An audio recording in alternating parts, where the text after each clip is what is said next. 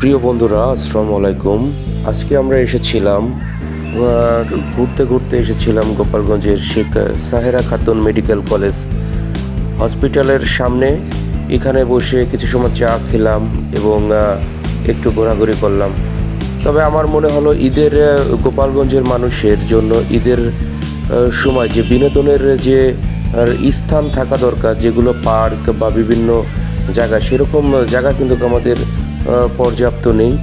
যার কারণে এই শেখ সাহেরা খাতুন মেডিকেল কলেজের ভিতরে এই জায়গাটা কিন্তু ব্যাপক সুন্দর একটা জায়গা এবং এটা পার্কের মতনই কিন্তু মনে হচ্ছে। প্রচুর মানুষজন এখানে হাঁটাহাঁটি করতে আসছে, ঘোরাঘুরি করতে আসছে, অনেকে তার ফ্যামিলিকে নিয়ে এখানে কিন্তু আসছে। সব মিলে সত্যি আসলে অনেক সুন্দর একটা জায়গা, এটা পার্কের মতনই ধরা যেতে পারে।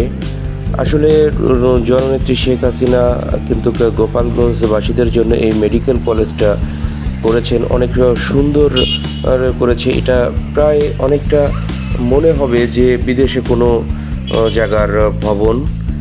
বাংলাদেশের এ ধরনের আধুনিক মেডিকেল কলেজের কিন্তু এই গোপালগঞ্জে জননেত্রী শেখ হাসিনা এবং গোপালগঞ্জে মাটি ও মানুষের নেতা শেখ ফজলুল করিম সেলিম ভাই কিন্তু এটা তাদের জন্যই এটা আমাদের পাওয়া। আমাদের গোপালগঞ্জবাসীর পক্ষ থেকে ধন্যবাদ জানাই। এখানে পর্যাপ্ত পরিমাণ কিন্তু মানুষ এসেছে ঘুরতে, ভালো লাগে আমার। মাঝে মাঝে আমি এই মেডিকেল কলেজের ভিতরে যে বসি, এখানে হাঁটাহাঁটি করি, অনেক ব্যায়াম করতে কিন্তু এখানে চলে আসে। শারীরিক চর্চা করার জন্য প্রচুর পরিমাণ হাঁটাহাঁটি করা দরকার হয়। সেখানে কিন্তু প্রচুর পরিমাণ মানুষ কিন্তু এখানে আসে হাঁটাহাঁটি করতে ঘুরতে।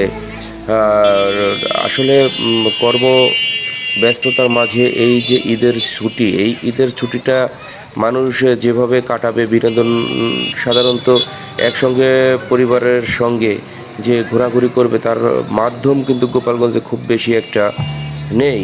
এই রেল লাইন, আমাদের গোপালগঞ্জে লেক পাড়, তারপরেও সেই জায়গাটাও খুব বেশি ভালো নেই, নষ্ট হয়ে গেছে।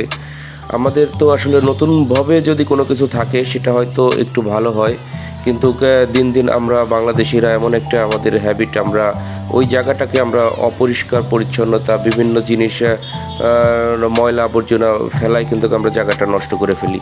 এখন যারা আসবেন আপনারা দেখতে পারবেন যে এখানে খুব সুন্দর, এতটা সুন্দর করে এই যে গাছের যে ফুলের গাছ, এই ফুলের গাছ মেডিকেলের ভিতরে প্রতিটা রোডের পাশে কিন্তু এই ফুল গাছ লাগানো এবং পর্যাপ্ত ফুল কিন্তু এখানে দেখতে পারবেন আপনারা যদি আসেন কখনো।